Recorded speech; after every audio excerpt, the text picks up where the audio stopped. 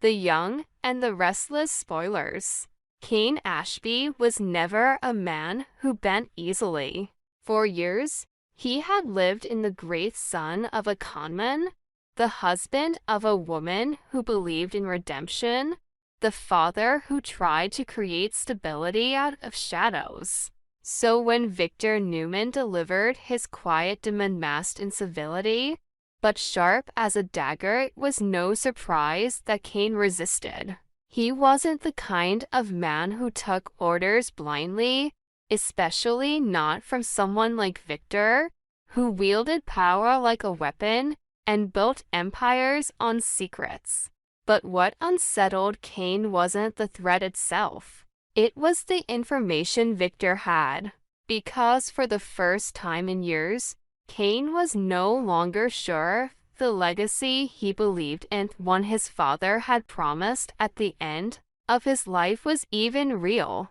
For a long time, Cain had told himself that Colin Atkinson had changed, that the man who once played international games of deception had, in his final chapters, chosen to make things right. He had told that story to Lily, to the twins, to anyone who asked. He believed it. He needed to believe it. Because if Colin had indeed found redemption, then Cain's own journey toward becoming a man of integrity wasn't built on fantasy, it was inherited. A generational turning point. Colin had insisted that he had come across a massive fortune late in life, not through theft, but through old investments, hidden trusts, and quiet overseas holdings. He had named it arabesque, a term that sounded both elegant and mysterious, the culmination of years of work finally made clean. But Victor, with his unrelenting access and razor-sharp instincts, didn't believe in fairy tales. And now, with calculated precision, he had begun to unravel the myth, one document at a time, one whisper of evidence at a time. What Cain considered a final act of redemption, Victor saw as a masterstroke of deception that potentially traced back to one of the greatest financial betrayals in Genoa City history, the theft of Catherine Chancellor's inheritance. Money that was rightfully bequeathed to her grandson, Devon Hamilton Winters. The implications were staggering, because if Colin had orchestrated or benefited from the embezzlement of that inheritance, then funneled those resources into secret accounts later gifted to Canathan, arabesque wasn't just tainted. It was built on stolen legacy.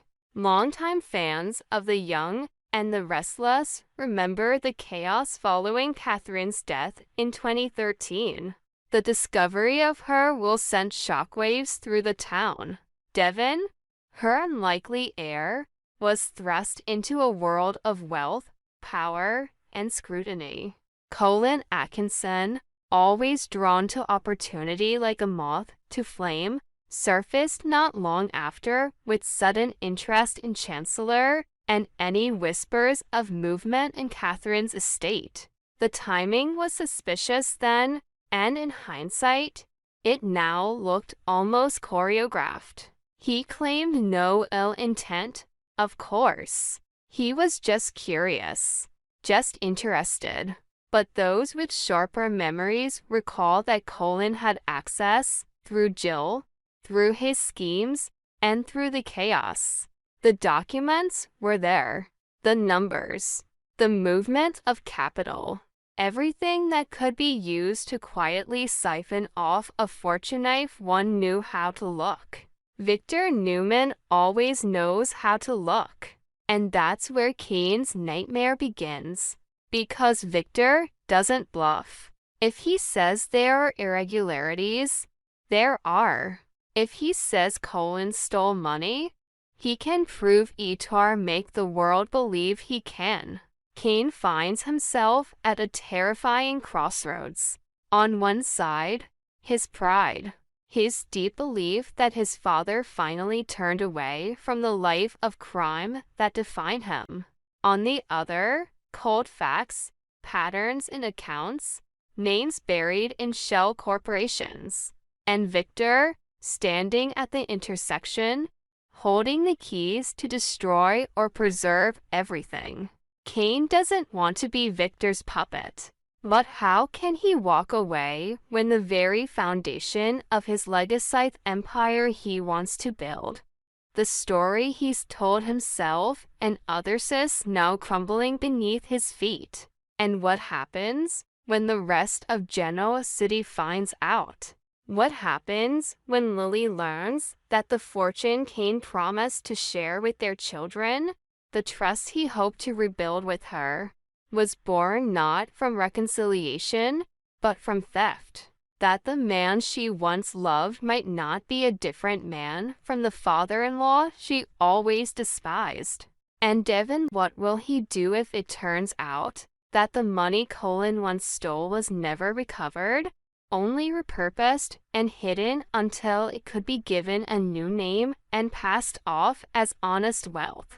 Devon, who had fought so hard to be taken seriously as a businessman and philanthropist, now faced the possibility that his late grandmother's will had been mocked by a conman who never paid for what he did. Cain knows that if Victor speaks, the truth will spread like wildfire, not just about the fortune, but about his own involvement. Even if he never knew where the money came from, ignorance would not be a shield. It would become the noose. And Victor is ruthless when it comes to justice, especially if he believes it aligns with his vision of order. Cain suspects that Victor doesn't want the money back. He wants control. He wants Cain under his thumb. And now, with the Arabesque portfolio exposed, and the Chancellor name hanging in the balance, Cain has no good choices left. He begins to spiral, alone in the luxurious solitude of Nice, replaying every conversation with his father before his death. The promises, the lies, the cryptic mentions of clean slates and new beginnings. Were they just part of one final con?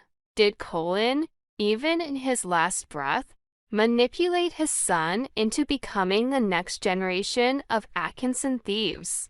Cain once told himself he would never be like Colin.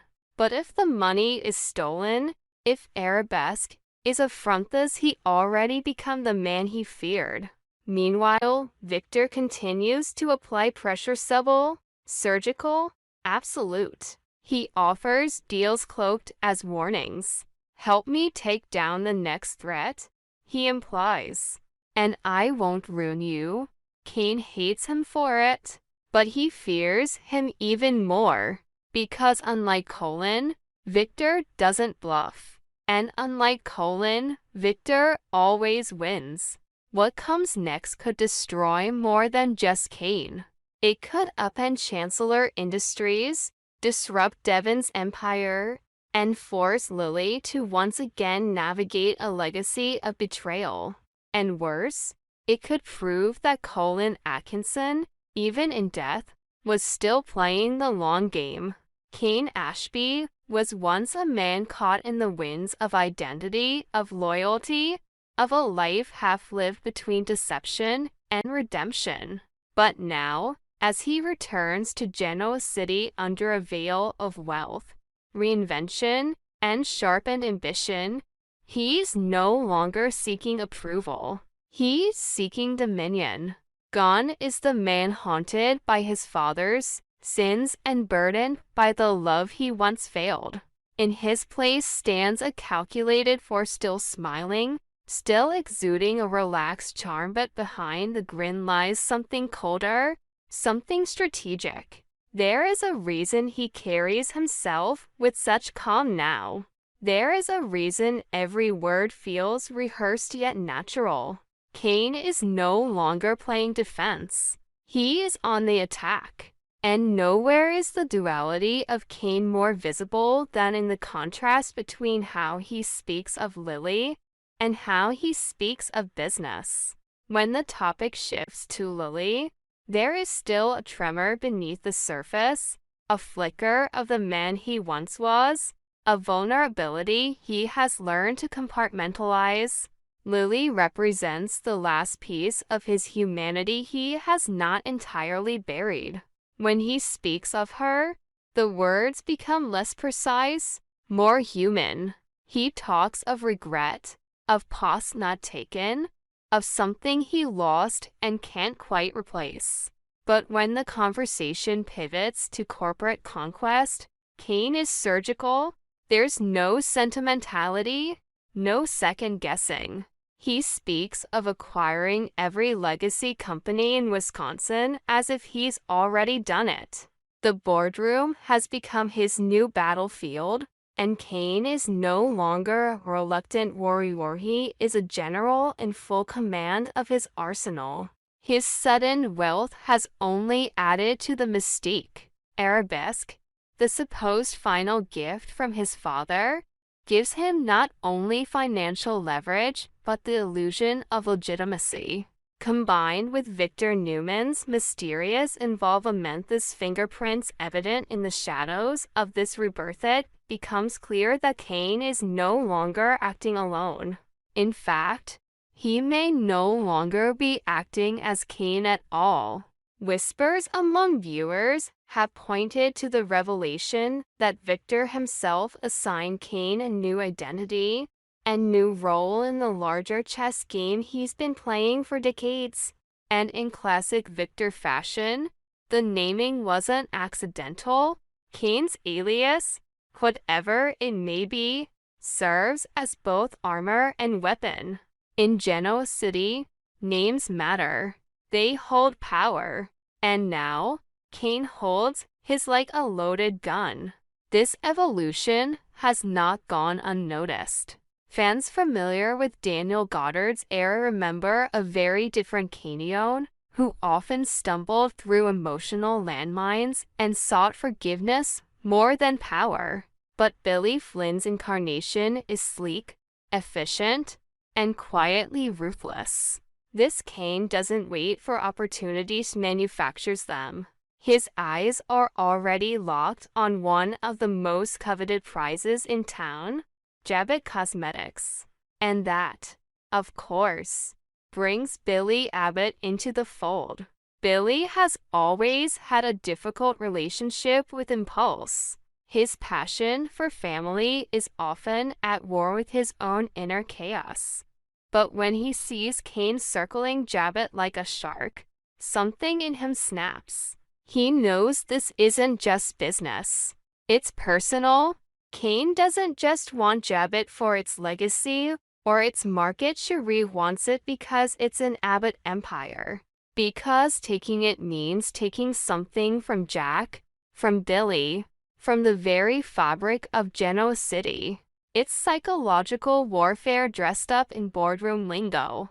Billy had considered, briefly, joining Cain in one of his new ventures, an act driven more by curiosity than trust. But as he learns more about Cain's true intentions, disgust begins to curdle in his gut. He watches the smug confidence, the way Cain manipulates language and strategy, the way he uses people like chess pieces.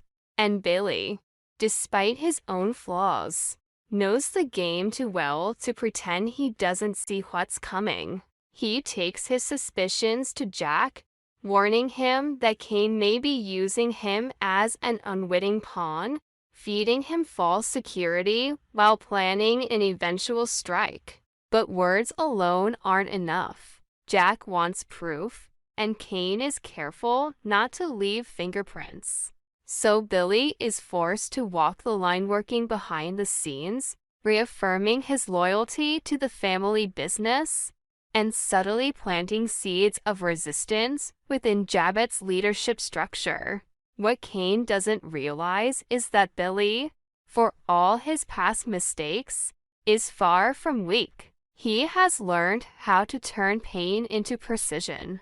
And he knows that sometimes the best way to sabotage a hostile takeover is to let the enemy believe he's already won. Billy begins crafting his own counter-strategy, aligning with keyboard members, shoring up legal protections, and quietly reaching out to Abbott allies who still hold weight in the corporate world. If Kane wants a war, he's going to get one, but not the one he's expecting. At the same time, Billy can't ignore the larger implications. Kane may be operating with resources, but the true threat lies in the possibility that Victor Newman is behind all of this. And if Victor is orchestrating Kane's moves, then this isn't just about business. It's about legacy. It's about control. Victor's fingerprints, subtle though they are, could mean that Kane is just a piece in a much larger scheme that stretches beyond Jabot and into Chancellor Winters, Hamilton Winters, and even Newman Enterprises. The lines are blurring, and allegiances are shifting. Lily, caught in the center of this spiral, finds herself torn. She still sees the remnants of the man she loved, father of her children, the man who once sacrificed everything for their family. But she also sees the arrogance, the manipulation, the calculated charm. She hears whispers about his involvement in schemes that affect Devon, Chancellor, and now the Abbotts. And she begins to wonder, was Kane ever really on a path of redemption? Or was he always walking toward despair at any cost? Devon, too, watches with concern. His own history with Colin Atkinson, the stolen inheritance, the buried secret soul of it resurfaces. And with Victor circling like a hawk, Devon wonders if his family is being targeted once more. And yet, Kane walks forward with confidence because in his mind, he's already won. Every boardroom insult, every time someone questioned his worth, every look of doubt from Jack or Devon, or even Lilliet all fuels him. In his world, Jabot is already his. The Abbotts just don't know it yet. But in Genoa City, nothing is ever as simple as it seems, especially when the ghosts of the past begin to rise, especially when Billy Abbott decides to fight back.